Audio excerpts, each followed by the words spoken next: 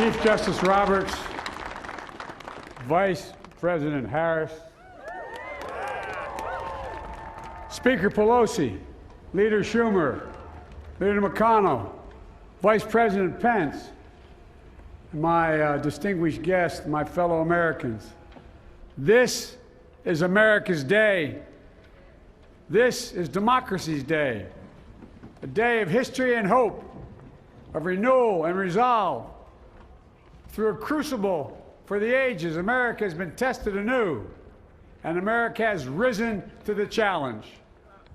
Today, we celebrate the triumph not of a candidate, but of a cause, the cause of democracy. The people, the will of the people, has been heard, and the will of the people has been heeded. We've learned again that democracy is precious. Democracy is fragile. And at this hour, my friends, democracy has prevailed. So now, on this hallowed ground where just a few days ago, violence sought to shake the Capitol's very foundation, we come together as one nation, under God, indivisible, to carry out the peaceful transfer of power as we have for more than 2 centuries.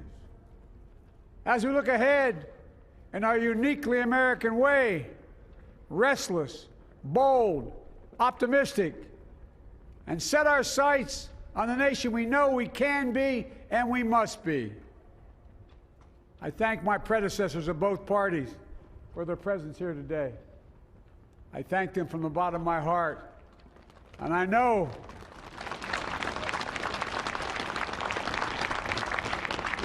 the resilience of our Constitution and the strength of our nation, as does President Carter, who I spoke with last night, who cannot be with us today, but whom we salute for his lifetime in service. I've just taken the sacred oath each of those patriots have taken, the oath first sworn by George Washington.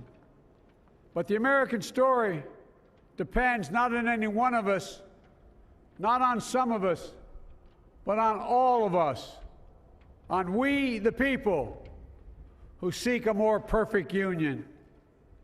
This is a great nation. We are good people.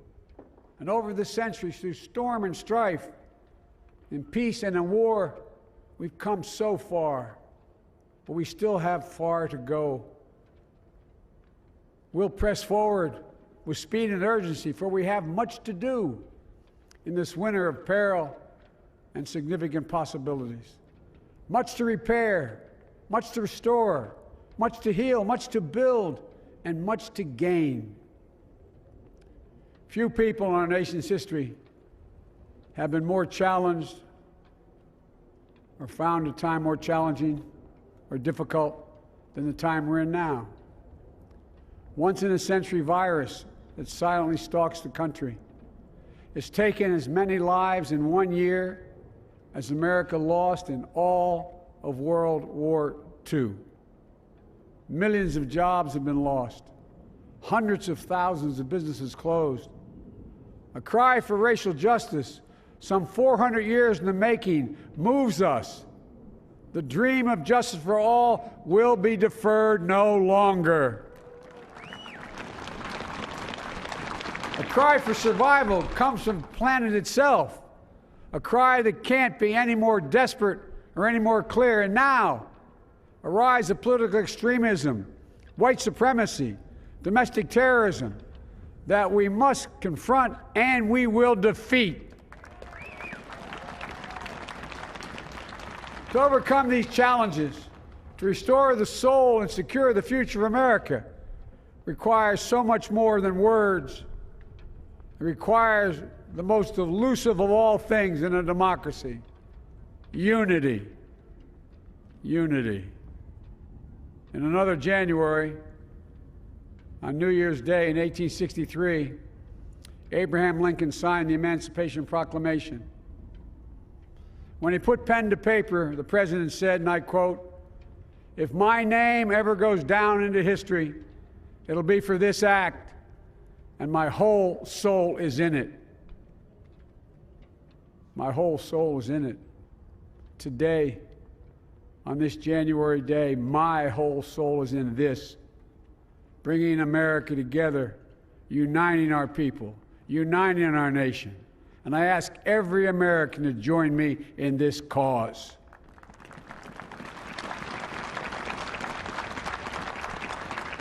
Uniting to fight the foes we face: anger, resentment and hatred, extremism, lawlessness, violence, disease, joblessness, and hopelessness.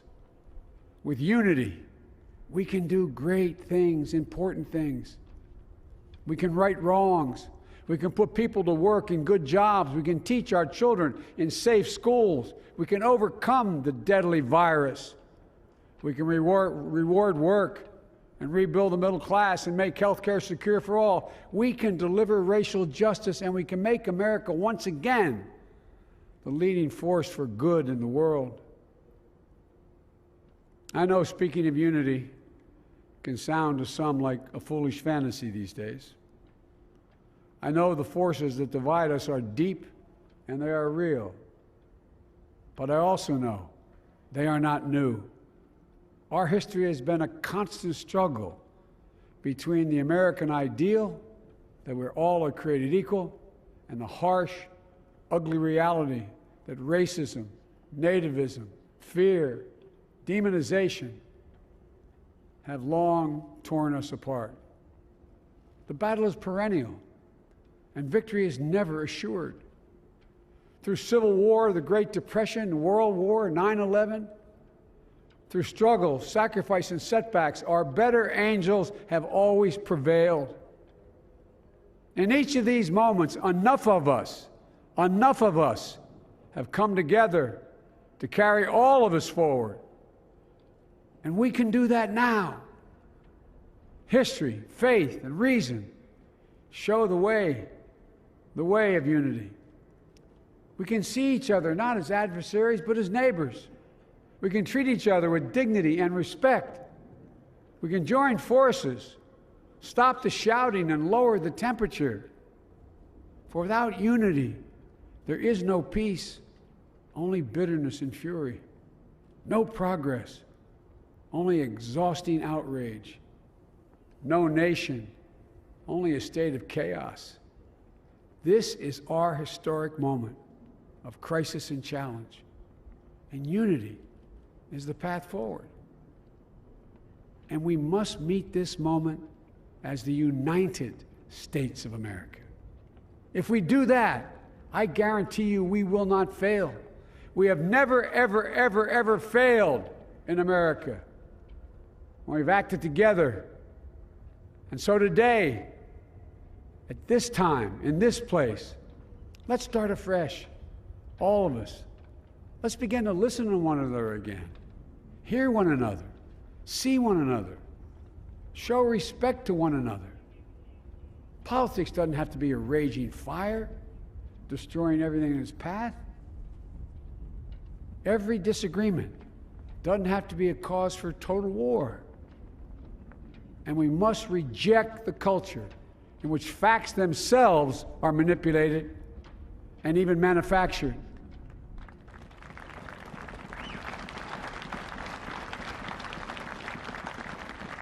My fellow Americans, we have to be different than this. America has to be better than this. And I believe America is so much better than this. Just look around. Here we stand in the shadow of the Capitol Dome, as was mentioned earlier, completed amid the Civil War, when the Union itself was literally hanging in the balance. Yet we endured. We prevailed. Here we stand, looking out on the great mall where Dr. King spoke of his dream. Here we stand where 108 years ago, at another inaugural, thousands of protesters tried to block brave women marching for the right to vote. And today, we mark the swearing in of the first woman in American history elected to national office, Vice President Kamala Harris. Don't tell me things can't change. Here we stand across the Potomac from Arlington Cemetery, where heroes who gave the last full measure of devotion rest in eternal peace. And here we stand, just days after a riotous mob thought they could use violence to silence the will of the people, to stop the work of our democracy, to drive us from this sacred ground. It did not happen. It will never happen. Not today, not tomorrow, not ever. Not ever.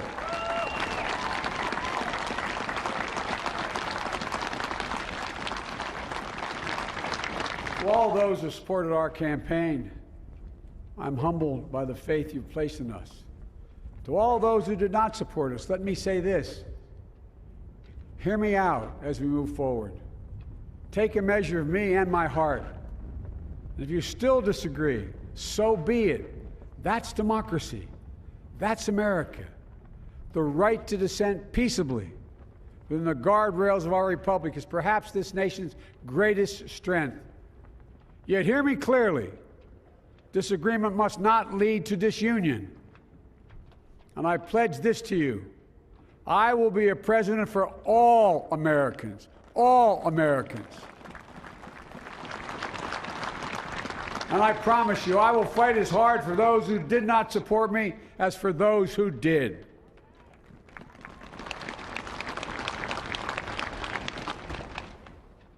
Many centuries ago, St. Augustine, a saint of my church, wrote that a people was a multitude defined by the common objects of their love.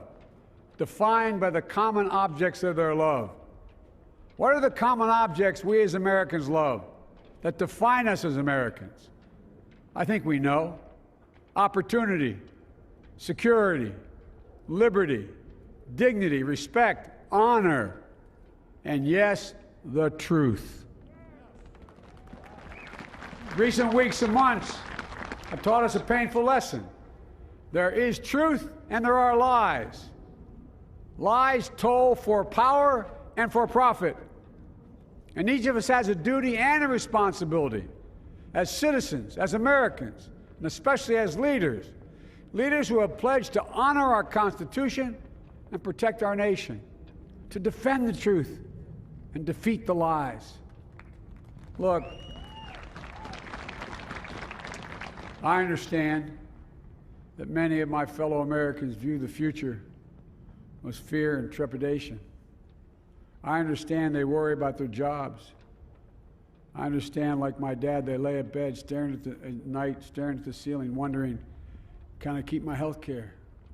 Can I pay my mortgage? Thinking about their families, about what comes next. I promise you, I get it. But the answer is not to turn inward, to retreat into competing factions, distrusting those who don't look like you, or worship the way you do, or don't get their news from the same sources you do. We must end this uncivil war that pits red against blue, rural versus urban, conservative versus liberal. We can do this if we open our souls instead of hardening our hearts, if we show a little tolerance and humility, and if we're willing to stand in the other person's shoes, as my mom would say, just for a moment, stand in their shoes. Because here's the thing about life. There's no accounting for what fate will deal you. Some days, when you need a hand. There are other days when we're called to lend a hand. That's how it has to be. That's what we do for one another.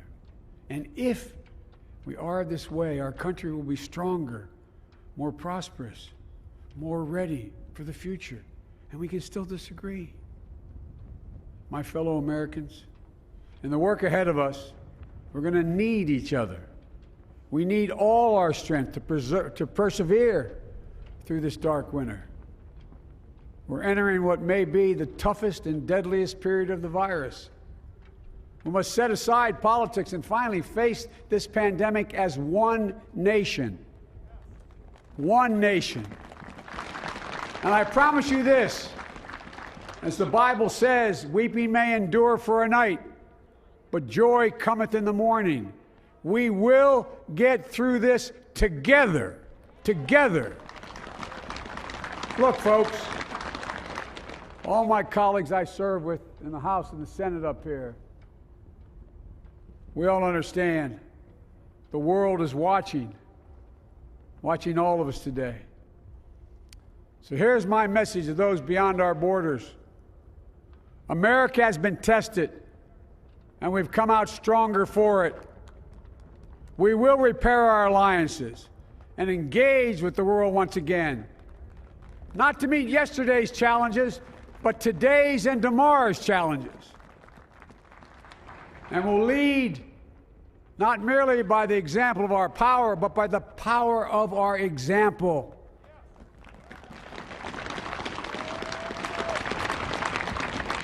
We'll be a strong and trusted partner for peace, progress, and security. Look, you all know we've been through so much in this nation. And in my first act as president, I'd like to ask you to join me in a moment of silent prayer. Remember all of those who we lost in this past year to the pandemic. Those 400,000 fellow Americans, moms, dads, husbands, wives, sons, daughters, friends, neighbors, and co-workers. We'll honor them by becoming the people and the nation we know we can and should be. So I ask you, let's say a silent prayer for those who've lost their lives and those left behind, and for our country.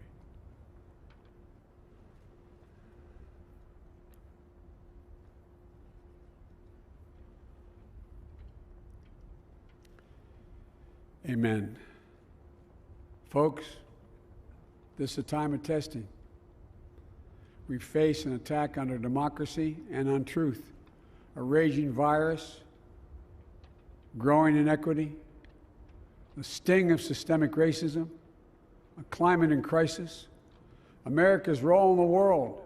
Any one of these would be enough to challenge us in profound ways. But the fact is, we face them all at once, presenting this nation with one of the gravest responsibilities we've had. Now we're going to be tested. Are we going to step up, all of us? It's time for boldness, for there's so much to do. And this is certain. I promise you, we will be judged, you and I, by how we resolve these cascading crises of our era. We will rise to the occasion is the question. Will we master this rare and difficult hour? Will we meet our obligations and pass along a new and better world to our children? I believe we must. I'm sure you do as well. I believe we will. And when we do, we'll write the next great chapter in the history of the United States of America, the American story. A story that might sound something like a song that means a lot to me. It's called American Anthem. There's one verse that stands out, at least for me, and it goes like this. The work and prayers of century have brought us to this day. What shall be our legacy? What will our children say? Let me know in my heart when my days are through. America, America, I gave my best to you. Let's us add our own work and prayers to the unfolding story of our great nation.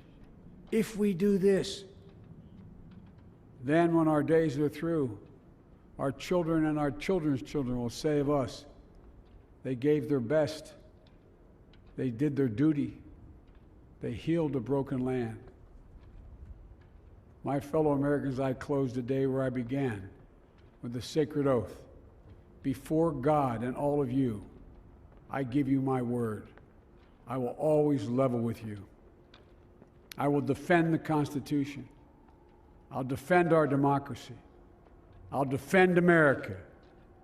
and I will give all of you, keep everything I do in your service, thinking not of power, but of possibilities, not of personal interest, but the public good. And together we shall write an American story of hope, not fear, of unity, not division, of light, not darkness, a story of decency and dignity, love and healing, greatness and goodness.